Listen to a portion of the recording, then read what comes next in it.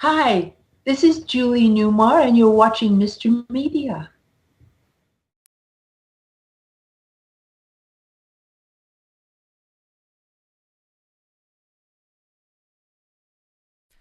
Today on Mr. Media, I'll talk to singer Paul Cowsill. Yep, you heard me right. My guest is a member of the 1960s family singing sensation, the Cowsills. They inspired a TV show you might have heard of, the Partridge Family. Stick around, we're going to get to the bottom of what exactly a cowsill is, right after this musical interlude.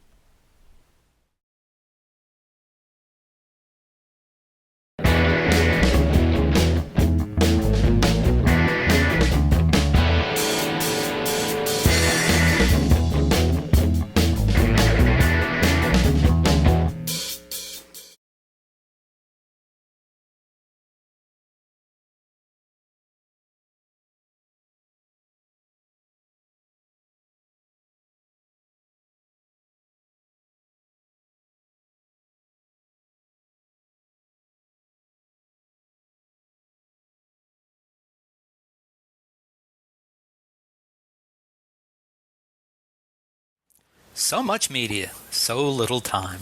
Who keeps track of it all? That would be me. This is Bob Andelman, and this is the Mr. Media Interview. The show is brought to you today by Amazon.com, the world's greatest store for everything from books and movies to computers, TVs, and even my favorite soft drink, Pepsi Wild Cherry. Thinking about buying something online from Amazon or just want to do a little window shopping? You can save yourself a lot of money and help support Mr. Media, that's me, by clicking on one of the Amazon ads at MrMedia.com and start your shopping with us. Get yourself the new iPad or Kindle Fire. Feeling a little racy today? Amazon's got what you need to feel exciting and new, as they used to sing on The Love Boat.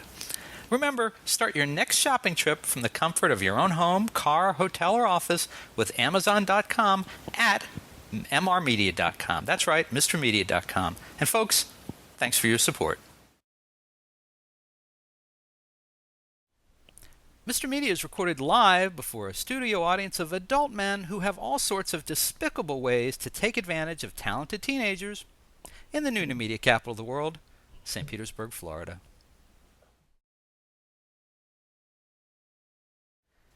It was a week or so before Christmas, 1968, and I owned fewer than 5 long-playing record albums, including the Monkees' Headquarters and the first 2 Beatles albums. I played them endlessly on what was essentially a toy record player. That its sound was tinny and that it didn't get very loud really didn't matter to me. I had my very own music. And I well remember that holiday season, visiting my friend's parents, Mickey and Ginny, and their infant son, Mickey Jr. Now, Mickey Sr. was a New Brunswick, New Jersey cop, and the family lived in a modest apartment in a small complex overlooking the Raritan River. The visit was largely uninteresting for me, except when Ginny handed me a wrapped present from under the family Christmas tree. It was a new record. Now, what else could be that shape, right? So 8-year-old me quickly tore off the wrapping and discovered the rain, the park, and other things. The best of the Cowsills inside. Now, I didn't know anything about the Cowsills at the time, but it had a funny caricature of the family on the cover, and I couldn't wait to get home and put it on my cheap turntable to hear it. Instead of, however, being appreciative of the gift, I became a bit of a brat because I couldn't wait to get out of there and listen to it. Songs such as Hair and We Can Fly and Indian Lake became lifetime favorites that I have yet to tire of hearing. And like a lot of bands from that era, the Cowsills unfortunately soon disappeared from view. 1910 Fruitgum Company, anybody? And I honestly didn't give them a whole lot of thought until last week when I was invited to watch a new documentary, family band, The Cowsills Story, which is about the real family behind the singing family. Now, the film is airing this month on Showtime, and whether you're old enough to remember the Cowsills, or even the TV sitcom they inspired later, The Partridge Family, this heart-wrenching tale is a must-see, from family squabbles and singing with mom, to a mentally and physically abusive dad, and massive lost revenues, to latter-day triumphs and tribulations. Joining me today to talk about his family, the band, the documentary, and the TV show Grimm, and we'll explain that shortly, is Paul Cowsill. Paul, welcome to Mr. Hi, Media. Bob. How's it doing? Doing okay, doing okay. Good. Good. Really excited to have you here, and found out it just as we were talking when I asked you about the shirt. And we might as well explain this now because people are going to wonder otherwise. Why do you have a Grimm season 2 shirt on, Paul? I work for Grimm. That is my day job, as it were. Never quit your day job in rock and roll, Bob. But yeah, I work on Grimm, and I have for both seasons. It's a great show to have in Portland, and I'm a landscaper. I call myself an extreme landscaper, and the guys that do the landscaping bring all big trees in, and they want to shoot where there's no forest, but they want the forest to come in to the shot, and so we have to bring the forest in, and it's a fun job. I did it for Twilight as well, but Grimm is the best. Oh, now see, stuff keeps pouring out of you every time you say something. You did it for Twilight as well? Yeah, I was the on-set greensman second unit for the first Twilight movie. I'll be damned. And tell us the other credit that you recently came off of. Oh, well, Leverage. I worked on Leverage as well, and then I went to Grimm a few years ago when that came to town because they don't have much greens on Leverage. I actually was a scenic painter on Leverage, but I like to be outside with the greens and stuff. So. Good to be multi-talented. Well, yeah, that's what I have found in life. At first, I thought, my God, I'm never going to get that gold watch from any company because I just don't stay focused that long. But now, as my life is down this end, it's been great to have all these gigs that I've done. And I mean, when you're working on set and you're lost in your work and you're setting up, do people ever point out that they hear you humming, give me it down to there, shoulder length or longer? Yeah, all the time. I'm singing all the time. What happens to me is somebody will say something, and then I'll remember a song from the 50s or 60s or 70s that has that word in it, and then I'll start singing a song. I drive my friends pretty crazy with that. And tilt your head just a little bit so everyone can see that you still have plenty of that hair. I have plenty of hair, but let's tilt down a little bit. Let's be honest here with your peeps, Bob. But I will if you will. I have this thing going on right here. Yeah. Everybody thinks I'm combing hair over. I'm really not. I'm just like this piece right here is called the Cowsill front piece. And we're going to have that forever. And I'm going to hold on for that front piece forever. Sounds like instead of the Cowsills, should have been the Cowlicks. Yeah. Well, it makes hair really interesting when we do it in our shows now, because during that whole long piece that they actually played on the radio, she asked me why. We'll go on and, we'll talk. And one of my lines I know in the show is the only place I see hair growing is out of my ears and my nose. Because I can't get it to stop there. Crazy. Age is a funny thing, isn't it? It is. So, I watched the film, and I mean, I barely know where to start. So fortunately we had Grimm to work from, so we've established kind of what you're doing now, and we'll talk about the current status of the band maybe a little later. Sure. But so it's interesting, as we were setting up this interview, there was a little discussion about where we were in '68. What I was doing in '68. I was an 8-year-old boy. I got the best of the Cowsills for a Christmas present. Tell me, because I think you remember. Tell me about 1968 and being a member of the Cowsills. Christmas. I'll tell you, for me, it was the greatest time. I was the last guy in this band, and it took some effort to get into this band. Dad was picking people. He'd come in. It was first started with Bill and Bob, and Bill latched on to Barry playing bass guitar and some drums, but that was just 3, and so Dad was looking for a 4th, and I remember he put us all on the couch, and he goes, "I need one more person to play. I need a drummer." And so, gosh, nobody knew if we could drum or not. We were just all going, "Yeah, make us that guy." Everybody trying to sit tall, and John was picked, and John and he's a great drummer. There's no doubt about it. But, you lost your moments. And as that kept going on, and so that was like 1966, and then 1967, and there was a lot happening in '66 for the guys, for the 4 boys.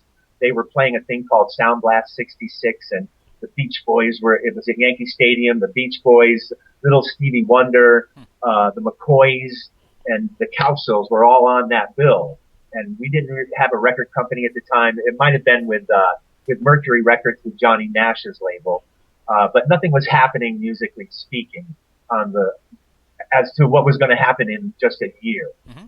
So 66 came, 67 came, and boy, Rain in the Park happened in 1967, and that was still it all crisscrossed so quickly with us.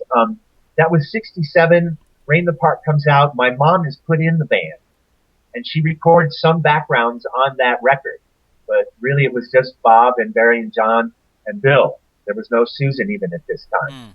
Then a few months went by. Susan was put on. We do the Ed Sullivan Show, and right after Ed Sullivan Show, I'm put in the band. But it all happened in '67. I was 16. And so now we're hearing all this, we're traveling the country. Oh, excuse me, here. We're traveling all over the country on a bus. Mm-hmm. And the Partridge Family was about our family. And the first episode, and they all came to live with us, Bob. It was so funny. Michael Eisenberg was one of the kids that came to live with us to see if this Partridge Family kind of Shirley Jones thing was going to work out between the Cowsills and Shirley Jones. It was always a vehicle for Shirley Jones. Mm. And our mom was never a part of the thought process to the Partridge Family. And us kids were going to be the kids and Shirley was going to be the mom. And that was really a deal breaker there for Dad. Hmm. We had our own mom and they wanted Shirley and that's the way that was going to roll. And so they thought we were the boys anyway, not Susan. They thought she would work very well in the show, but the boys were really kind of rough around the edges. They weren't actors is what Shirley told us, and so my dad had the meeting and I remember we were all at Screen Gems and he just said, hey, go find some good actors and make a good show. And that was it. And that was our connection with the Partridge Family. Wow. And the first episode, they were on the bus and it seemed kind of normal. It could have been us, but there were a few details missing in our eyes. And then it just became the TV show. Without the Partridge Family, excuse me, Bob, but without that Partridge Family show, me and you, I don't feel would be sitting here talking today. Really? Yeah, because we were there. And like you say, everybody in our time and in our generation, and we all had our hits. We had our movement to the top and then the slide down. I mean, we can grab the whole list of people. I don't care if they were one-hit wonders or if they had 6 or 5 hits. It all came and went in this kind of this band of how it went, and it's and so I've lost my train of thought. Well, you were just saying that there's kind of this big arc that everyone went through. Right. And so what happened was, so then we were fading, and as we were fading soon to be in anonymity, the Partridge Family is now grabbing hold, and every kid in America is loving the Partridge Family. So all those years that we were here, the Partridge Family was thriving and growing. And inevitably that show could not carry on without carrying our name with it, being that we were the true family inspiration behind this TV show. And so that kept us in people's eyes for a long time. We were really young. Dick Clark comes to us and said, after Hair, which was our last hit, Dick Clark comes to us and goes, hey, come on out on the road with us. You'll do, Rain in the Park. You'll do Indian Lake and Hair, and you'll make a lot of money. Come on out. I've got these tours going all over the United States. And we were actually in Dick's office with him. And Dick was going, okay, let's do this. And so Dick goes, well, where's the contract? Let's get these guys signed up on this contract. And there was no contract at this office. Okay. So the girl goes, well, let's let Dick get back to work. Just wanted to say hi to us anyway. And hey, glad to have you aboard. We go out into this gal's office and she doesn't have the contract. And she goes, hey, could you guys come back in 2 hours? So we go to lunch. Bob, John, me and Susan. We go to lunch and we're talking about, okay, now if we do this, we're not going to be doing any more albums. It'll be this grind of these 3 songs every night. And in that 2 hours, we talked ourselves out of it. Oh. And so we went back to Dick's office and said, you know what, we're not going to do this. We want to take another route. And that was just, we were still young and we still wanted to record our original music. And we didn't want to give it up to the 3 songs a night, 6, 7 days a week, 2 shows a day, kind of on the bus with everybody. Look, in retrospect, I wish we would have done it because we still could have done our thing that we wanted to do doing that at the same time, and we would have made some money. Mhm. But we didn't do that, and we went on to make some great albums that you've never heard, that nobody's ever heard, but they are truly terrific pieces of work for Well, sure. well, and I'll just point out. I think you correct me if I'm wrong. At the end of the film, the family is reunited and does a song. Is it called "Going Home"? Okay, yeah, at the very end, so it goes, "Going Home" is Barry's song, and Okay. Bob talks about going home and what is going home, and where is home Hmm. for him. So anyway, and so we go into "Going Home," and that's one of Barry's songs. And that was, and the last song going over credits called "Some Good Years" Hmm. is and it's in between "Going Home," "Rain the Park," and then over the last bit of credits in the film is "Some Good Years," and that was on an album we did called Global. That's our most recent venture of an album, and that was done in the late '90s, I believe. But there's an album we did with a guy named Chuck Plotkin, who at the time was doing Bob Dylan and Bruce Springsteen as their producer. So we would just sit there and wait for him to come. And when he'd come, and we did a whole album with him that never got released. An album called Cocaine Drain, a song written by John Paul. I know, I know. Maybe that's why they never said, no, we can't have this album. They're talking about cocaine. You never know. Yeah, you don't ever know. But wait, I want to go back though to 1968 for a second. Christmas. You were telling me before we went on the air how Christmas worked in the Cowsills home. Christmas could be a great time of year. Our mom tried to make Christmas just the very, very best time of the year. Even before there was a band, there was a lot of heartache, but she always made Christmas that special time. The only thing that would upset Christmas really would be that if one of the brothers would get in trouble around that time and that particular year, and I'm thinking 68, it could have been 67. My mind's a bit foggy right now, but Bill had given my dad a whole lot of heartache and trouble as teens. And my dad didn't take stuff like that very well. He was a pretty domineering kind of guy and kind of ruthless in manners. And Christmas was one of those times where you saw his true blood, and that was that he was mad at Bill.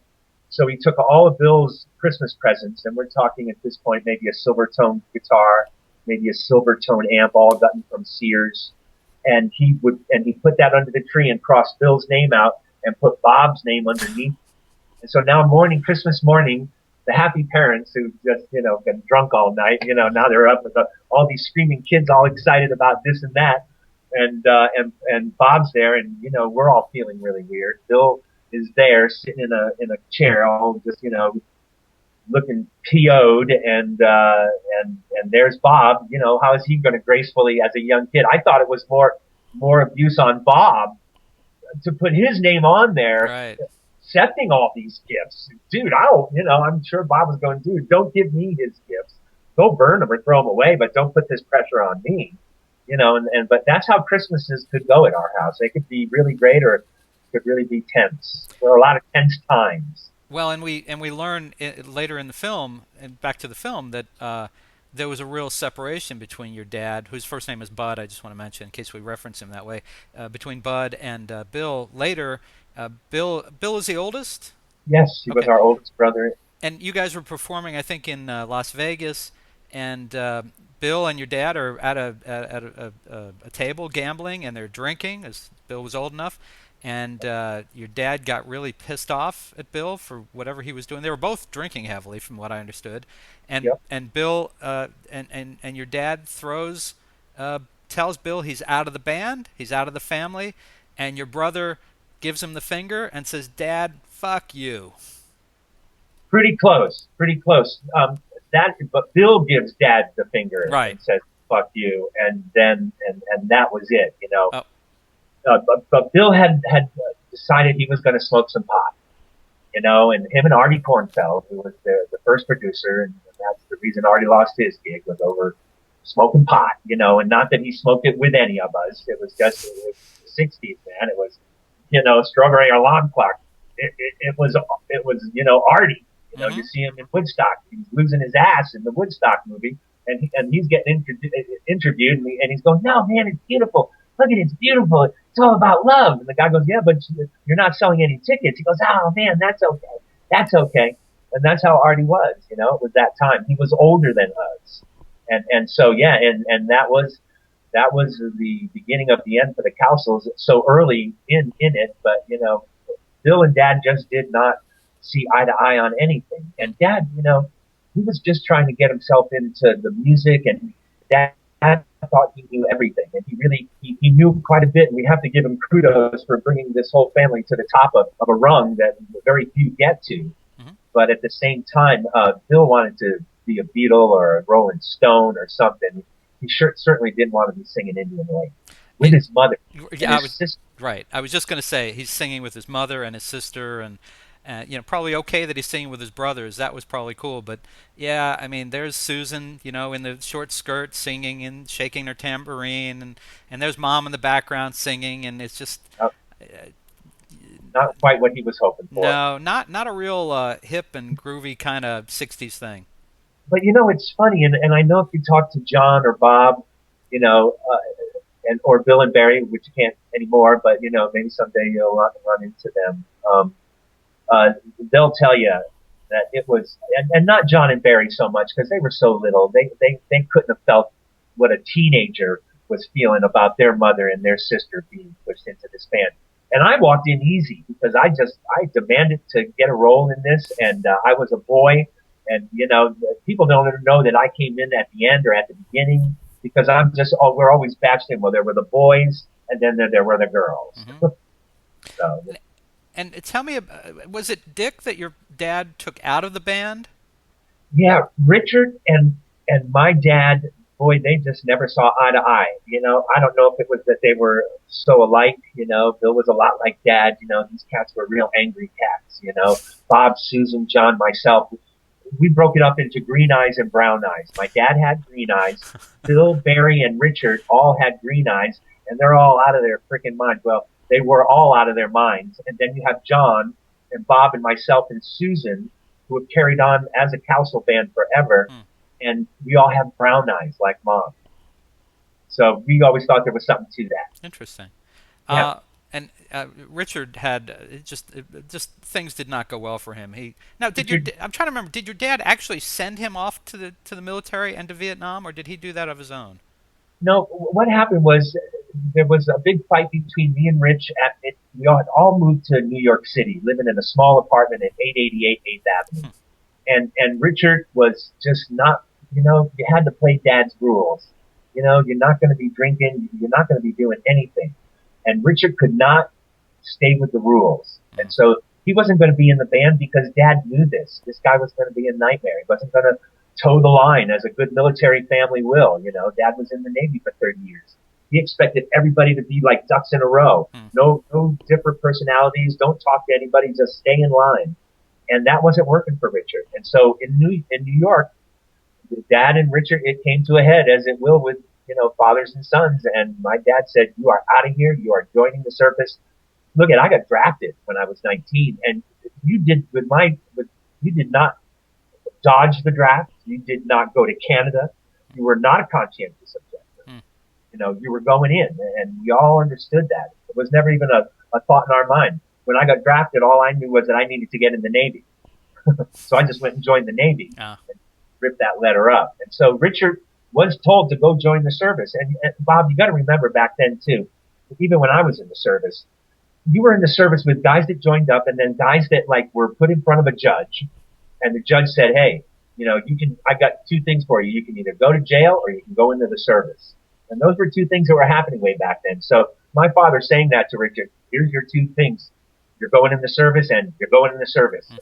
Because that's my dad probably felt that Richard needed to grow up and to learn some discipline. I don't know, but he did force that issue. And then Richard, being the time that he went, it was Vietnam. It was in the army, so Well, off he went to Vietnam. and it was hard on him, I know. And kids, I hate to say kids today, it makes me sound very old saying it, but the last two generations of young men who haven't had to deal with a draft don't really understand, don't know what it was like then. In that, I mean, I remember, I was young, in '70 I was 10 years old, but I remember you knew that there were people in the neighborhood. There were young guys who were in Vietnam. There were young guys who were in Canada because they were dodging the draft. And you'd hear about these guys, and you're just like, what? And, you just couldn't believe. And it has no there's no connection to today because we have an all volunteer army and people don't know what it's like to have your life ripped apart by being told you will go and serve and you will go to the jungles of Vietnam. It's the craziest thing, and that is the difference. And I believe, yeah, all our soldiers are heroes. But sometimes for me, it gets a little overwhelming when I'm sitting in an airport, and a young soldier comes off, just off the plane through the gate, and everybody is standing and cheering and giving standing ovations. And when we all were in the service back during Vietnam, everybody hated us. Yeah. The public, John Q. Public hated us. My brother Richard got spit on after spending all this time in Vietnam, trying to keep everybody's butt safe over here. We weren't heroes. We were, looked upon, in the worst way. And so it's funny how a couple of generations goes by and now everybody's a hero, and it's a weird thing for us back then. It's again such a different time. I know. I can't imagine that there was ever a period that people didn't appreciate these young men who went and served their country. It skipped it skipped that whole generation because the World War I guys, the World War II, the Korea guys, they all got respect. They were seen, but Vietnam was the undeclared war. It was such a mess, and you guys just never got respect for it. No, you're right. It's almost like going back to your old record player. All of a sudden, a scratch comes into our record, Yeah. and it's like, whoo, and now you go from the first chorus all the way to the third verse, and that's what you got left on your vinyl. It's kind of like what happened, because, yeah, First, Second World War, Korean War, hero, hero, hero, Vietnam guys went there like we wanted to go. Right. Oh, yeah. No. Did anybody really want to go? Nobody I knew wanted to be in the service. Nobody I knew. Now there's a story, and I thought it was Richard, but maybe I'm wrong. But there's a story in the film where one of the brothers comes back from Vietnam and the story is told, went to your father and said, "Where's the trust fund money? Where's the trust fund?" And your dad said, "What money?" Well, it's funny because my wife turns to me because we didn't have Showtime. So I had to get Showtime. I wasn't going to get Showtime, Bob. I thought, well, I don't need to see this freaking movie again because we've seen it a couple of times, but I'd never seen it in that state.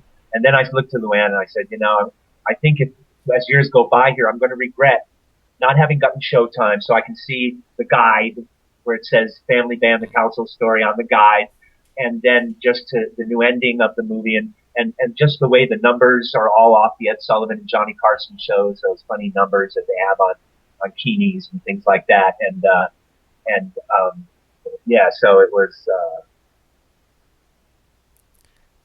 So I was asking you about the trust fund.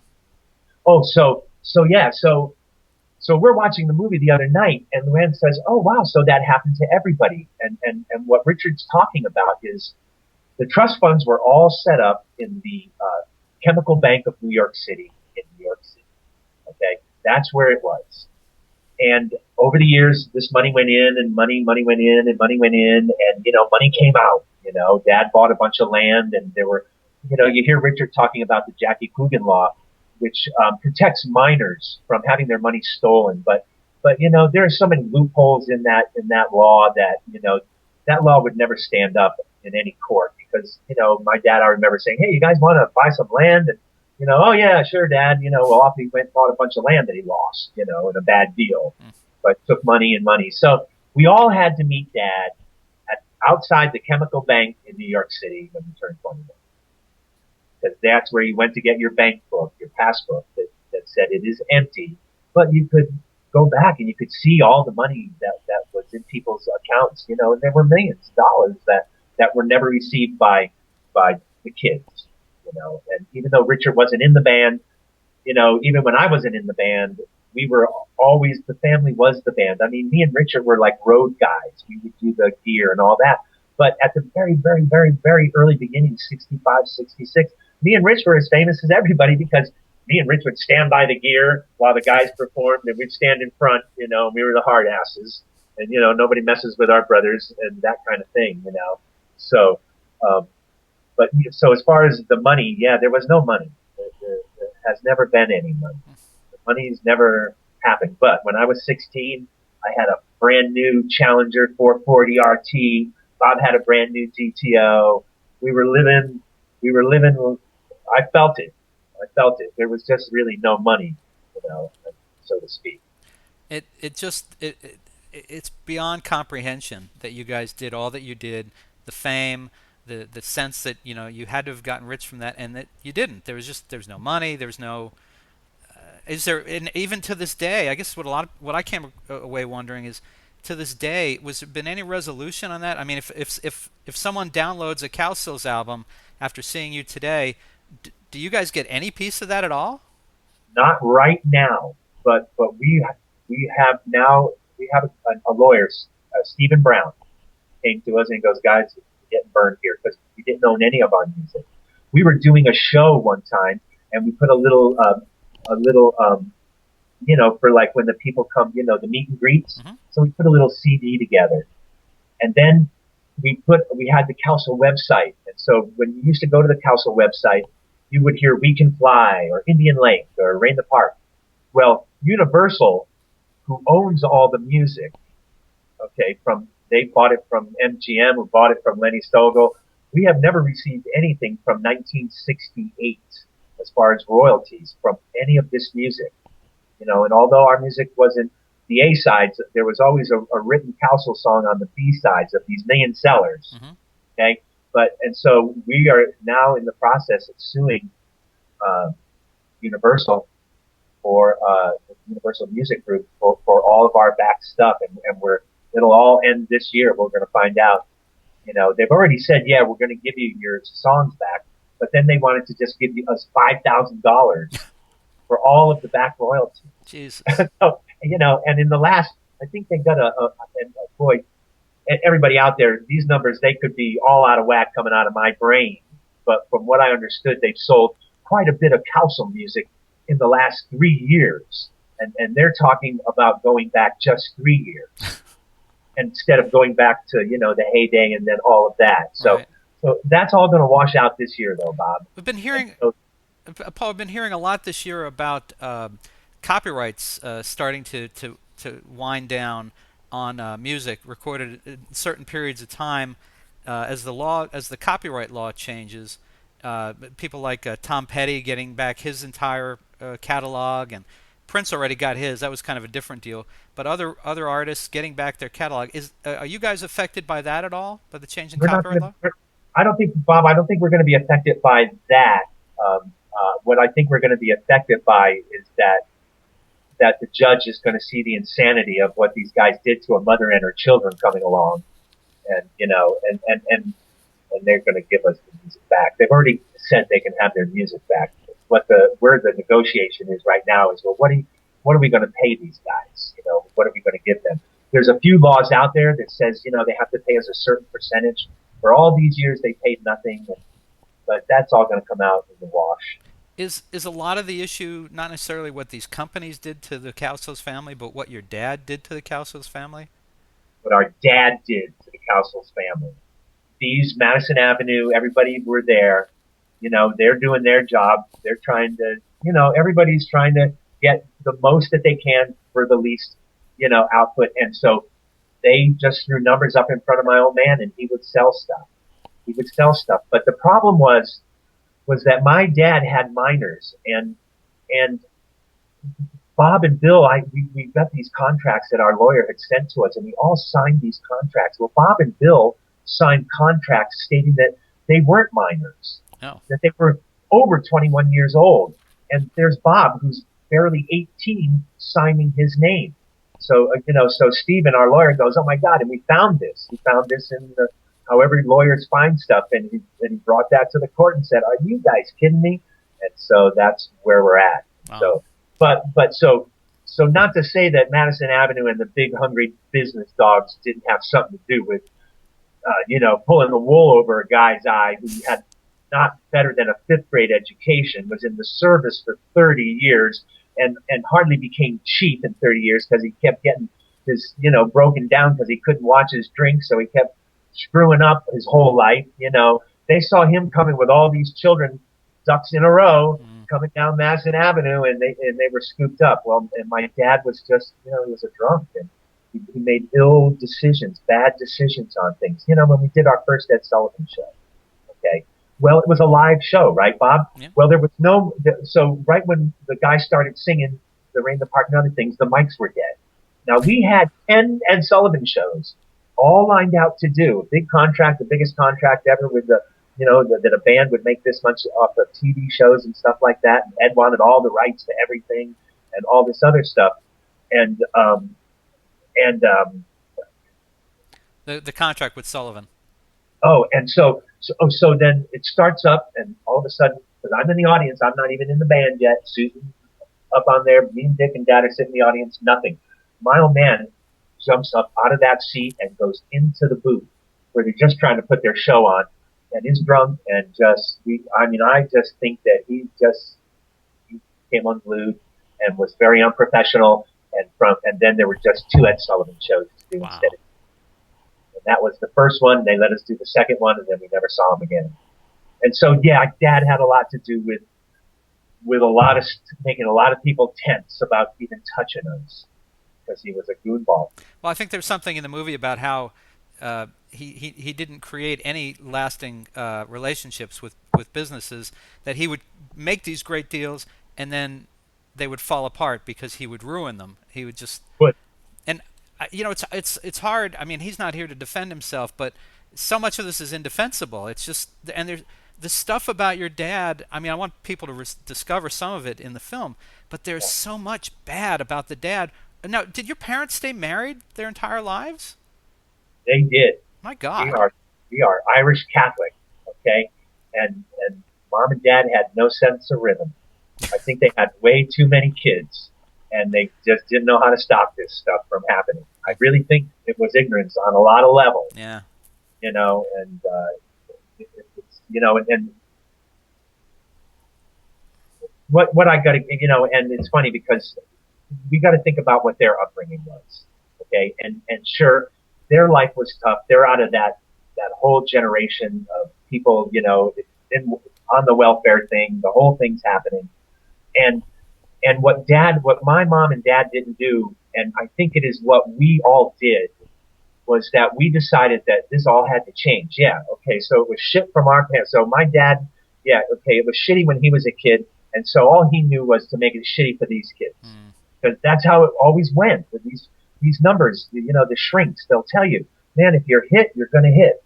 If you're abused, you're going to be an abuser. And I remember, you know, at 19, I had my first kid, you know, and that's kind of young, but I had done so much by then. And I go in and I tell my dad, you know, he goes, oh yeah, well, you know what's next after marriage, don't you? And I go, what, Dad? He goes, kids. He goes, then what? You know, and I go, well, then I'm going to show you how it can be done. And I made a real point. I put blinders on and I just kept my nose straight to the grindstone with these children and was going to stop this madness right here and not carry it on. And now it's stopped. My children I have grandchildren now, and it's all about love, love, love. You know, and so I don't know how life is, but it's a crazy deal. Well, there's one more thing about your dad, and then I'll let this go, and you can probably guess where I'm going to go with this. There was an incident that your sister talks about, Susan, when it was 10, 11, where your dad, and it's not entirely clear if this was a one-time thing or an ongoing thing, but your dad did attempt to be physically abusive, and I don't mean slapping her, and people can use their imagination here. And she got through that. She defeated him at that. I guess it didn't happen, but shortly after that, she was sent to live with you. Yes. Right? So yes. What I wondered is, did you know what had happened, or did you find that out much later? You know, I've talked to Susan about this, you know, and we found out later. I mean, I found out, you know, probably right up against when Susan was 11 and when all that stuff was coming down for her. I had no idea. I mean, I would go into my parents' room and Susan always slept with my parents on the road. Okay. That was her room. She didn't have her own room. She was never able to come hang with us. But I would go into that room every now and then, my mother's room, and boy, there would be suitcases flying across the room between my mother and father. And they were just angry, drinking, Irish, crazy people, you know, and and it was just no. So I never knew that was happening. Shit, I was watching for my own shrapnel, man. Right. They were just coming. I mean, I was keeping down and trying to stay low and keep out of that cat's way. Because boy, when you were in his sights, your life was excruciatingly painful. So I was, but then when Susan came to live with me, then it all came out. All this bullshit. Well, and we hear in the movie too that God, just piling it on, that your mother's sisters, your aunts, that Oh they God! your dad tried to have sex with them. And he tried to have sex with my aunt's kids.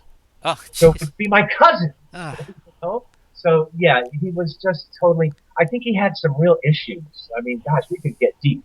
See, for everybody out there, the family band, the Cowsills Story, is a documentary. It isn't the movie. It's just telling a story, and there were so many rabbit holes. God bless Louise and Bill and the producers of this movie that they didn't get down one of those rabbit holes. They would have never gotten out. You can go down Dad's rabbit hole and you can spend 5 hours of a film just on the old man. You can go down Mom's rabbit hole. You can go down any one of the kids' rabbit holes and you never get out. When I was worried about this movie coming out, Luann goes, "What are you worried about, Paul?" I go, "Well, I'm just worried about how I'm going to appear." And she looked at me and she goes, "Paul, the movie's not about you. So don't worry about it. This is a big family. That don't think you're like the main dude." And I go, "Well, I don't think that." She goes, "Remember that. It's a big family. There's not enough time to go down every rabbit hole, come out and keep going, so." well, and Paul, let me ask you about your mom, because the thing I came away from the film, the documentary, yeah, we should make clear it is a documentary. This is not made up stories, which is what makes it all the more just amazing. I kind of came away from it feeling like the filmmakers went easy on your mom. That she had to bear some responsibility for what happened to you guys. And I know it was a different time, and I know there were a lot of women who were oppressed by their husbands and who were put in their place. But so many things she had to have been aware of. But while your dad comes off as a pretty bad villain in the film, your mom doesn't really. It seems like we kind of sugarcoat a lot of stuff with her, good and bad. She just doesn't have a high profile. She sang with the band and she was always visible, but we don't really have a sense of her in the film, I thought. I think you're right about that.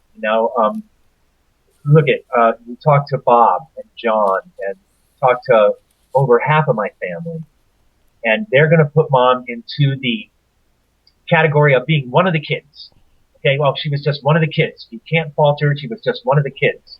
Now you put Susan and me. Now Susan's biggest deal is she doesn't let Mom off the hook, nor do I, because I've been a parent. I don't care if you're having these children, then you have to stand up and get these children out of harm's way. And she never did that. And I'm going to see her someday and I'm going to smack her right up the back of her head going, "What the hell were you thinking, keeping us all there?" Susan's issue with Mom is, back to that little scene in the movie, Mom goes, and this is what pisses Susan off. Mom says, "Well, Susan, where do you want to go? What do you want to do, Susan?" Mom didn't go, "Susan, pack your bag and I'm going to get you the fuck out of here." That wasn't said. Right. And so that right there, when Susan realizes, okay, she is not with me. She is with him. Right. Oh, where do I want to go? Send me to Paul. Because I took care of Susan. I was right in the middle. I had the 3 over me and the 3 under me. So John and Barry and Susan, I took care of them. I changed their diapers. I mean, I raised the kid. So it was only natural that she would come live with me, But to let Mom off the hook, no, I didn't like it. They didn't use any of the footage when they talked to me about it, because I said no. I call bullshit on her being one of the 6 kids. I mean, I get it. My old man was rough and tumble, and he was ugly, and he was drunk, and he was mean, and I could see maybe being so weak, you just go, "Oh, I cannot screw with this cat, man, because I'm going to look like them." But she would just she'd sit there over in the corner with a bathrobe on while we were getting hammered. I mean, these were hour-long sessions. This was not like a little clip on the head going, "Now, come on, boys, you can do better than this." These were hour-long, hours and hours of beatings, sun's coming up, Saturday morning, not being able to open the door to our friends because you can't recognize our faces, because it looks like we all have either chicken pox or poison oak or something, and it was just from the beatings. And she'd just sit there smoking her cigarette, looking pissed as all hell. Now, in her brain, she might have been pissed at herself and all of this, we can get psychoanalytical on this. You could spend hours here, days even. We'd get pillows and eat here talking about that, but no, I did think she got off easy. And when I'm at these Q&As on these film festivals or anybody talks to me, and even when he's asked the question, well, what about your mom? He says, oh, she was the one that brought Christmas time and music into my life. She was what brought everything beautiful into my life, but Bob will even say, but you should ask Paul or Susan Yeah. how they feel about this, because this is just my opinion and how I decide to deal with mom. I was pissed at that gal. I'll tell you what, Bob, I'll tell you from 1966 to 1970, every Mother's Day, I would just go by her and I'd go, oh, Mom, it's in the mail. It's in the mail. I was bitter. I was a little guy. God. I was mad and really fearful. I was always very afraid. And Bob was when I was afraid, I would get with Bob because he would somehow talk me down of being just totally freaked out, and Mom was not that person. And so to Bob and Bill and Dick and Barry and John and all them, Mom was running for her life as well, all with the rest of us. Well, I don't buy it, dude. Then don't have them. Then don't have the kid. Right. Well, let's it's tempting to keep going because there's so much in the movie, but I want people to see the film because we've barely scratched the surface here. So let's do this as we wrap up. We know what you're doing now. You're Grimm, and you worked on the Twilight film, the Timothy Hutton series Leverage, which I think was TNT, and of course we should mention that Grimm is on NBC on Friday nights. Friday nights. Watch it, guys. Everybody watch Grimm. And go and check MrMedia.com. You can find some audio interviews with a whole lot of the cast. What is current for the Cowsills now? And I know Susan has her own band. Can you just tell folks? Yeah. Well, we can get rid of John real quick. He's the Beach Boy drummer. So he isn't drumming with us. Wow, that's cool. Because they do 280 shows a year, and we don't, And so that's what Johnny's doing, and John is the best drummer in the whole frickin' world, I'm going to tell you. And he sings Beach Boys songs better than Beach Boys ever wish they could sing them. And Susan has her own band. It's the Susan Cowsill Band. Mm-hmm. And Bob has his own band, the Bob Cowsill Band. And my band is the Cowsills. Oh, all right. Because I've never had another band. I've never, I was never the musical genius guy. I mean, it took a lot of work for me just to be able to play a piano and sing at the same time. Mm-hmm. And now, and for my brother Bob and my brothers and my sister, that's second nature to them, and so I always had to work hard. So I only played with the Cowsills because it's what I do. This is what makes me happy with music, and I love working. I love being out in the forest, and that's why I do my jobs. But Bob has his own band, but Bob's also a computer guy, and he works for a doctor, and they do conventions, and they have this program that it's interesting that, and it might be one of many, but the one I know about that I laughed at was a program that they give to hospitals now to make sure that nurses are charging the right for everybody's Q-tips and little plastic cup, and making sure none of that gets by. And so he goes all around the country doing conventions and teaching doctors about this program, how to use it at their hospital. Very good. And that's what he's doing. And Susan, but Bob, but his band, man, he has a great band, and he does, God, for 25 years he's been singing in a pub with just him and the guitar. The beginning of the movie. Mm-hmm. Did you see the beginning of the movie? Yeah. Well, where he's walking in with his microphone and he plays, that's called the pub. It's on Ventura Avenue, in California, Southern California, on Ventura Avenue, and he's been there 25 years. Wow. And so that's what he does. So he'll do, gosh, he could do 60 songs in one night. Wow. Him and his guitar. And Bill had taken that road and Barry had taken that road as well. And Bob's done it and Susan does it in New Orleans. Susan lives in New Orleans. All right. Well, folks, listen, you can check your local listings for the next showing of the documentary Family Band, The Cowsills Story. It's on Showtime this month, and I'm sure it'll continue and be available in other ways as well. And you can also order albums by the Cowsills right now at a great price at MrMedia.com, MRMedia.com, with keep in mind, the money is not yet going to these guys. So if you want to wait a Yeah. few months, wait a few months. Might be a good idea. Yeah, we don't want to, we don't need to enrich, the corporate coffers until we know that these guys are going to finally start collecting some of that money. And May I yeah. interject? June 22nd at the Cannery East in Las Vegas, we're going to be doing a show with Paul Revere and the Raiders. Oh boy. And we've seen Paul. We've been trying to hook up to play together for a long time. It just hasn't kind of worked out. But we're doing this show, and then in January we're going on a Paul Revere and the Raiders cruise. And so we'll be out there with some other bands that they take along, the Drifters and Mary Wilson and the Cowsills and Paul Revere. So maybe there's still hope for a reunion of the 1910 Fruitgum Company. Hey, yummy, yummy, yummy. Yeah, yummy, yummy, yummy. I got love in my tummy. Yeah. Joey Levine. Oh, God. Is there a website for the Cowsills? Yeah, Cowsill.com. Very good. All right. We'll get you there, and our shows are there. There's calendars of shows, who's playing where, and we're real active. And Tell me about the Rhode Island Hall of Fame. so, Bob, on April 28th, we are being inducted into the Rhode Island Hall of Fame. It's not the big one, but we're okay with the Rhode Island Hall of Fame. And so I went online to find out, well, Rhode Island Music Hall of Fame, who would be going into that? And this is the first year of inductions. And Buzz and George M. Cohan. Wow. I'm a Yankee Doodle Dandy. That guy is being inducted with us. Wow. We're performing at it. He is not. So, a little old. That makes sense. Will you be doing Yankee Doodle Dandy? Maybe we'll do Yankee Doodle Dandy for him. Okay, that seems good. That's a big night for us. Rhode Island has been great to us. They've even got Helen Brooks Day, my grandmother, who lived to be 104, and they gave her a special day, and this is a really special thing, having them ask us to be in this Hall of Fame. We're humbled by it, for sure. That's awesome. That's very awesome. Well, Paul Cowsill, great conversation. I feel like I finally kind of bookended that 1968 Christmas gift I got. That's great. It's a terrific film. It will get you emotional. There's no doubt, but it is a terrific film. It tells a great story. Not always happy at times, but Right. well worth it. Whether you knew the Cowsills then, or if you have an interest in music, or you just want to see a good story.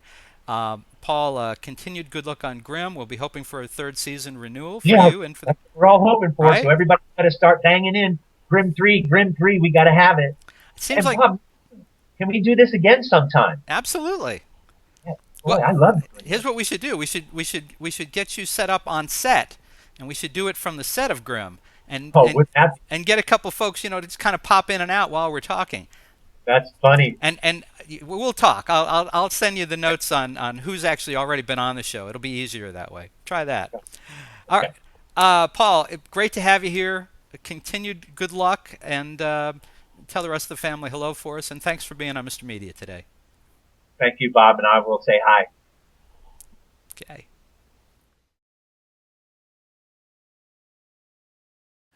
You can see and hear almost 1,000 Mr. Media interviews by visiting our main site, mrmedia.com, mrmedia.com. Or check out the more than 200 video interviews on the Mr. Media radio site on YouTube. And I'd sure appreciate if you'd show some love for Mr. Media's advertisers, including Stitcher. Apple named Stitcher a top 5 news app of 2011. It's a free mobile app for your smartphone or tablet that lets you listen to your favorite shows and discover the best of news, entertainment, and sports on demand. You can listen whenever you want to more than 5,000 shows, get customized recommendations, and discover what your friends are listening to. My own list of Stitcher favorites is pretty eclectic.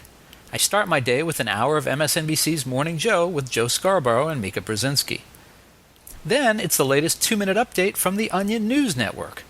After that, I'll listen to WTF with Mark Maron, Here's the Thing with Alec Baldwin, HBO's Real Time with Bill Maher, and excerpts from E's Chelsea Lately and The Soup with Joel McHale. Also in regular rotation on my Stitcher playlist, the BS Report with ESPN's Bill Simmons, the TechCrunch Headlines, and the Don Geronimo Show. The latest episodes of each show, whether originating from broadcasts, cable TV, radio syndication, or podcasts, are continuously updated. Stitcher is a free app for your iPhone, iPad, Kindle, Fire, BlackBerry, Droid, and more. And show your support of Mr. Media by getting, did I mention it's free? The app at stitcher.com/MrMedia. That's stitcher.com/MRmedia. Stitcher Smart Radio, the smarter way to listen to radio. We're also supported by Audible. Check out Audible's 30-day trial membership and download the audiobook version of the book everyone's been talking about, 50 Shades of Grey by E.L. James. Sign up for your free trial today at audible.com/radio.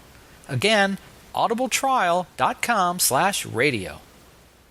And finally, if you need a disc jockey for a wedding, bar mitzvah, corporate event, or just a big old party, please consider calling 1-800-DIAL-DJs, the party authority for all your party entertainment needs. You can call 1-800-DIAL-DJs or go to their website, 1-800-DIAL-DJs.com, and tell them Mr. Media sent you. And thanks for listening.